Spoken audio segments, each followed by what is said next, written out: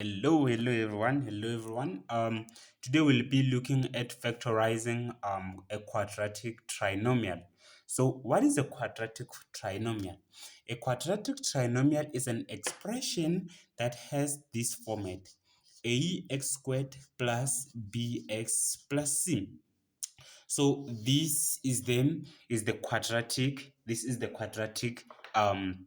trinomial. So the a is the coefficient of x squared, and then b is the coefficient. A is the coefficient of what? Of x squared. B is the coefficient of x, and then c is always a constant. By referring to a constant, I'm referring to just a number without without any variable attached to it, right? So now, since you understand what a quadratic trinomial is, we are going to look at one and see how we can factorize it. For an example, let's just have like x squared plus plus plus 5x plus 4. So now in this case, we are required to factorize this trinomial. How do we factorize this trinomial? It is the matter of understanding the coefficient of a. For us to factorize this trinomial, you must always ensure that the coefficient of a, you must always ensure that a is positive. You must always ensure that a is positive. You must always ensure that a is positive. That's the first thing that you must always make sure of that you factorize before you factorize. Make sure that a is positive. That's the key thing. So in this case, we can see that, okay, our a is positive. So we are going to factorize this now. How to factorize it? We first open three brackets like this. So there are three scenarios that we're gonna have of there are three different brackets that we're gonna have based on trinomial. So we will get to them, and so that we can get to know which one we use and when do we use them. So in this case, this is the format. This is the format of what?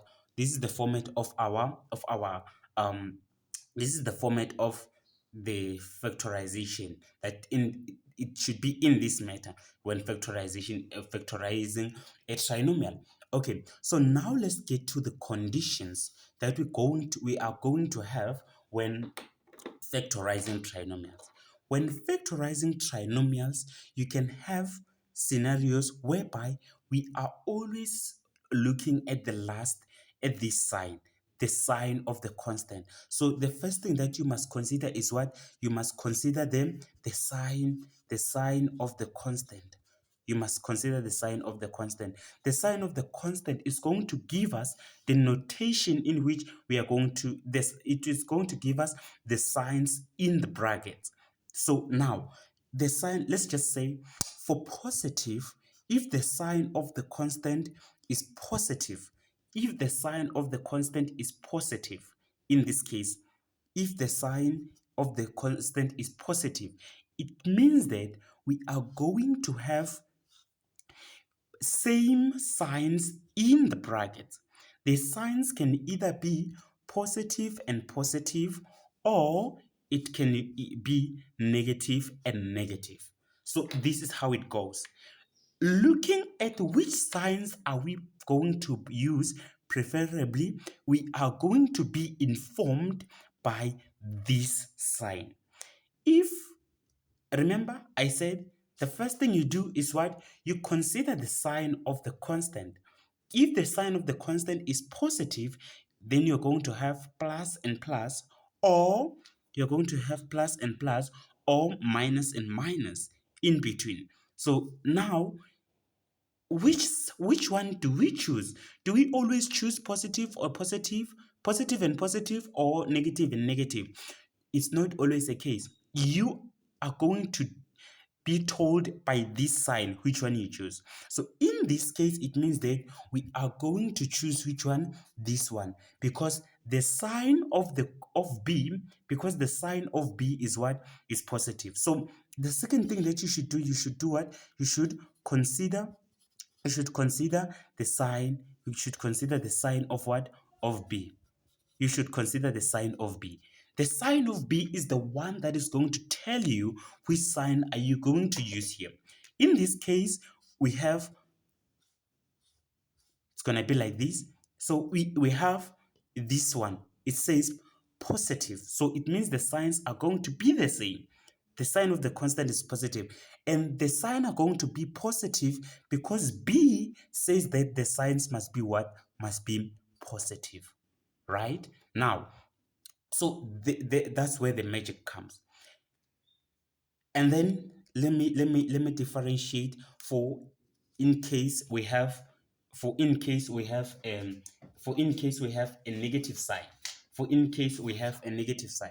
So in case we have a negative sign, in case we have a negative sign, if let me just say x squared minus x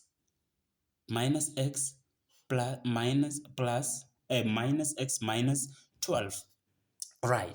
So in this case, whereby we are having a negative sign, in this case whereby we are having a negative sign, what are we going to do here? If we are having a negative sign, if we have a negative sign, if we have a negative sign, if we have a negative sign, what does that implies? It implies that this, if the, which negative sign am I referring to, guys? Remember, I'm referring to the sign of what? Of the coefficient, of the constant. I'm referring to the sign of the constant. So if the sign of the constant is negative, we are going to have different signs. So if we have negative, it means that we have different signs. End of the story. If we have a negative sign, it means that we are going to have, if we have a negative sign, it means that the sign in the bracket are going to differ. It's going to be plus and a minus. Remember, I'm talking about the sign of the constant, right? So that's how it works. Three condition. For negative is one. It's just this positive and negative in between. But for positive, we are going to have positive or negative depending on the sign of the on the sign of B. So let's go ahead and work on this one and see what we can get on that. Guys, in order for you to understand these things, how can you understand, guys? If you haven't subscribed to my YouTube channel, please, guys, subscribe and like, comment. Feel free to comment on the comment section, guys. Please subscribe so that you can understand this thing. Okay, let's get going. All right. So in this case, we have a positive and a positive. So we said that it's going to be positive in this case. Now, since we have positive and positive, what are we going to do now?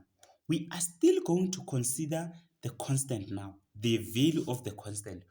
What is the value of the constant is 4. So we are going to look on factors. That's why we factorize. So we consider factors, right? Factorize is more dealing with factors. So we are going to look at on factors of 4, right? Factors of 4. We pair them. So what are the factors of 4?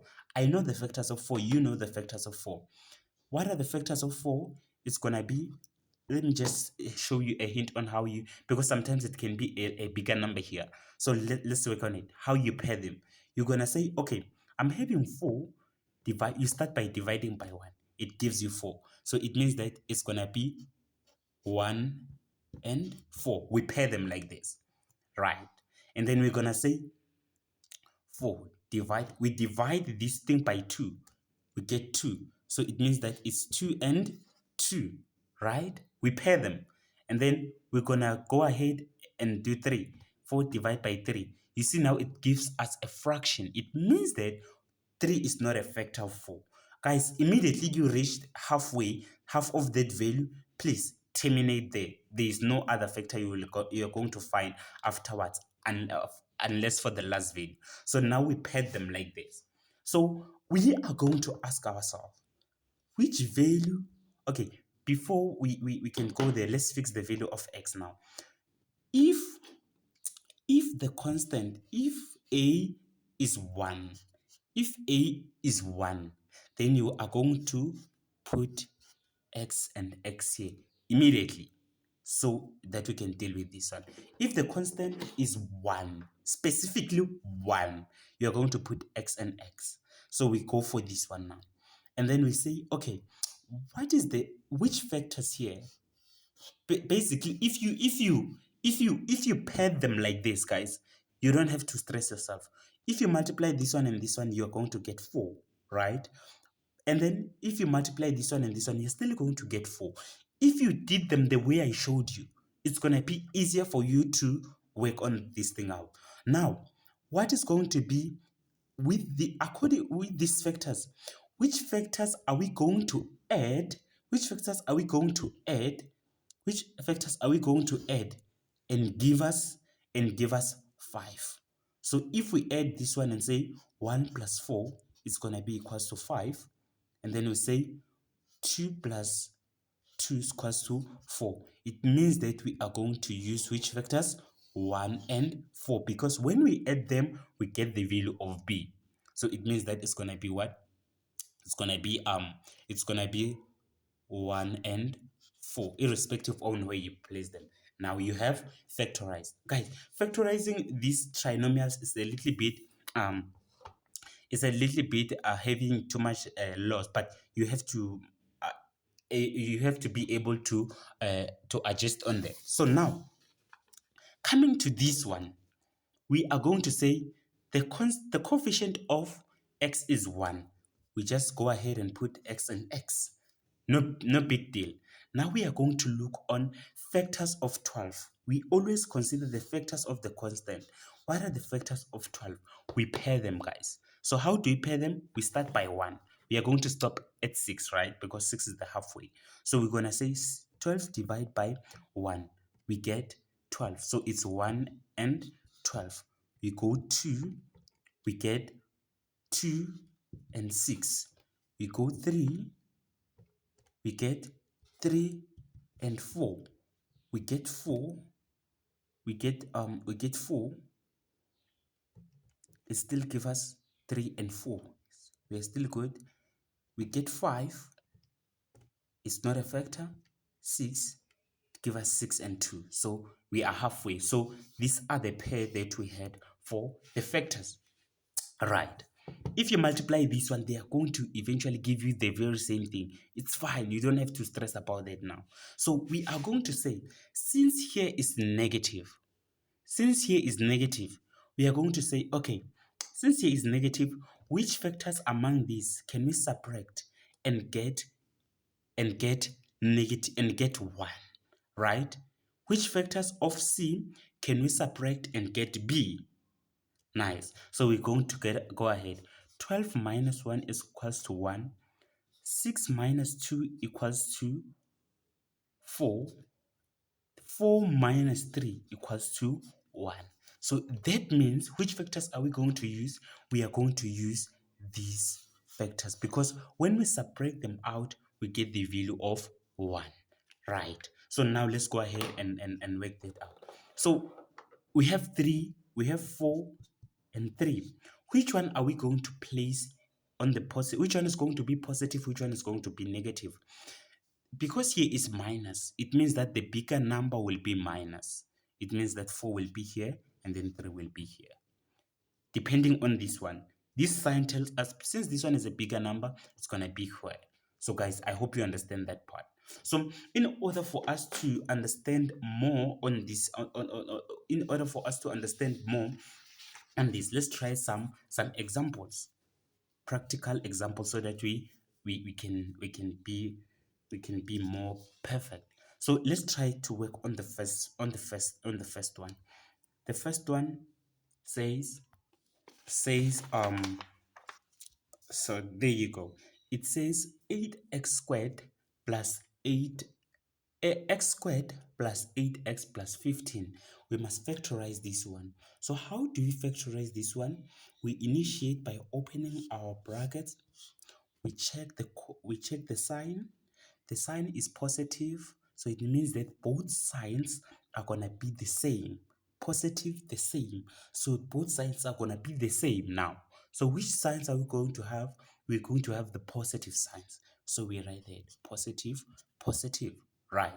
Now, we are going, since the coefficient of x is 1, so it's going to be, we put our x here.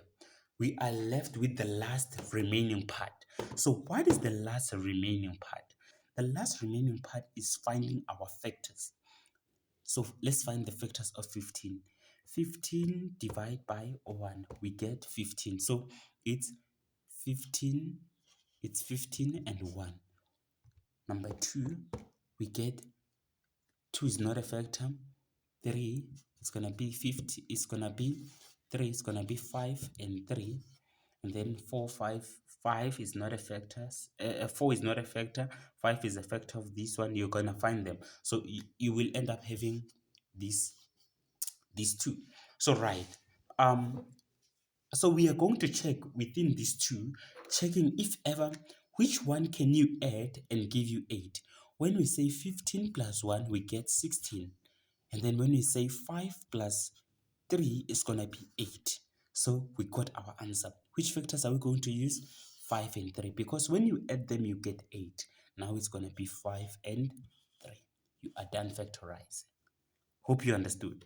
Try this one and let me know you got it in the comment section. So now let's work it together. You can feel free to pause the video and then work on it. So now, since we had a trinomial, we go for the notation. The signs are gonna be the same, but in this case, the sign are negative. It's gonna be negative, negative, right? The coefficient of x is 1, of x squared is 1. So we put x here, we put x here. Nice. So now what are we going to do? Now what we are going to do is that we are going to find the factors of 6. Factors of 6 is 6 and 1, 2 and 3, 3 and 2. So we end here. Which one do we add and get this one? 6 plus 1 equals to 7. 2 plus 3 equals to 5. We get 5. Which factors are we going to use? This one of 2 and 3. So we write 2, we write 3 here. That's how you factorize it. So now let's look at the next question. Right, there you go.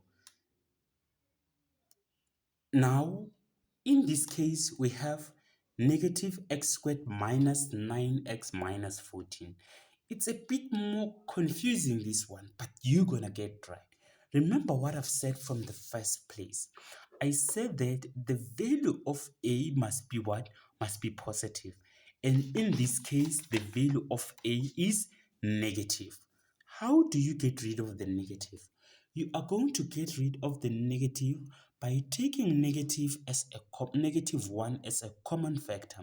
Then you're going to have x squared plus 9x plus 14. So if you take negative as a common factor, negative 1 as a common factor, the terms change their signs. Now we are good to go. Since we can see that, okay, now we are good to go with this one. Since it's positive, what do we know now? We know that, okay, the sign are going to be into, we keep the negative because it's there. So it's going to be, we open our bracket like we used to do. No big deal, guys. Now this one is positive. And then we say it's positive 14. And then this one is 9. So it's going to be plus. Because the positive sign is going to be plus and plus, right? It's going to be plus and plus. So it's going to be plus and plus. The value, the coefficient of x squared is 1. We put x here. And then what are the factors of 14? We go for 14. The factors of 14 is 14 and 1 is 7 and 2. I showed you how to do them on the calculator, and then it's 7 and 2. So there are no other coefficient factors of 14. So we want those ones that you add and get 9. So it's gonna be 14 plus 1 equals to 15. And then we are also going to have 7 plus 2 equals to 9. Now we know that which factors are we going to choose? This one, because they add up to the value of b, which is 9. And then it's going to be 7 and 2. Now you are done factorizing. So guys, let's look at when here we have a negative sign. When the value of b is negative. When the value of b is negative. Right, there you go. So if ever in any case we have a value of b being a value of the constant being negative, we keep the notation. We keep the notation. Now, because here is negative, remember what I've said about negative? If it's negative, we are going to have what? Different sign, right? Plus and minus because of the negative. Now, we go for the coefficient of x squared is 1. We write x, we write x. Now we go for the factors of 20. I showed you how to get the factors paired. So it means that we're going to have 1 and 20, 2 and 10, 5 and 4, and then 5 and 4. These are the factors of 20. Right? Now we are going to check which one do you subtract, because here is a subtraction. Remember on the previous one we said which one do you add. Now here is a subtraction. So we're gonna say which one do you subtract and get 1, the coefficient, and then get the 1, the coefficient of x, which is b. You're gonna say 20 minus 1 give us 19, 10 minus 2 give us 8, and then 5 minus 4 give us 1. Now, it means that which one are we going to use? We are going to use these ones because they subtract out and give 1. Now, which one are we going to say? So we have 5 and then we have 4. Which one is going to be positive? Which one is going to be negative? That matters a lot. So which one is going to be positive? Which one is going to be negative? Since this one is 5, since this one is 5, is the one that is positive, the one that is positive is going to be a bigger number. This sign tells you, this sign tells you which one is going to be positive. The one that is bigger is going to be positive. Between 4 and 5, which one is bigger? 5. It means that 5 is going to be big, is going to be positive, and then 4 is going to be negative. You will see them when you do the next video. What's the difference of these two, right? When you do the next example here we go. So we know we just open our brackets. It's negative, we write plus and minus. Now we write x and x because the coefficient of x squared is 1. Now we are going to say what are the factors of 12. We already had the factors of 12 as 1 and 12, 2 and 6, 3 and 4. Right, so these are the factors of 12 paired. So now we are going to check. Since it's minus here, we subtract. 12 minus 1 equals to 11. And then 6 minus 2 equals to 4. And then 4 minus 3 equals to 1. Right, so which one are we going to take? 3 and 4. We are going to check 3 and 4. Which one is going to be positive? Now, the one that is the bigger number is going to be negative. So we put 4 here and then 3 here. The one that is bigger takes the middle sign. You understand? The one that is bigger tells the middle sign between those factors, and then you are good to go. So this is how we factorize. Let's check on the last one. The last one says we have negative. Now the problem here is that it's not like those ones. Like I said, the sign is of a must always be positive, always, before you factorize. So let's go ahead and work on that. How do we work on that? We take out the common factor of negative 1. Negative 1. So I said after you took this one as a common factor, all the signs are going to change. Now we have our expression like this. Now we are going to, since it's a trinomial now, we open up brackets. This one says minus, so it's going to be plus and minus. Now, and then the coefficient is x and x. From there, we write the factors of 3. The factors of 3 is just 1 and 3. Which one? 3 is going to be positive because it's a bigger number. It should take the sign of the middle number. So it's going to be positive, and then this one will be negative. So guys, this is how you factorize trinomials. I will be doing another video, guys. I will be doing another video that shows how to factorize trinomials whereby the coefficient of x squared is not 1, whereby the coefficient of x squared is not 1. Please guys, subscribe to my YouTube channel so that you can keep watching videos like this and keep learning.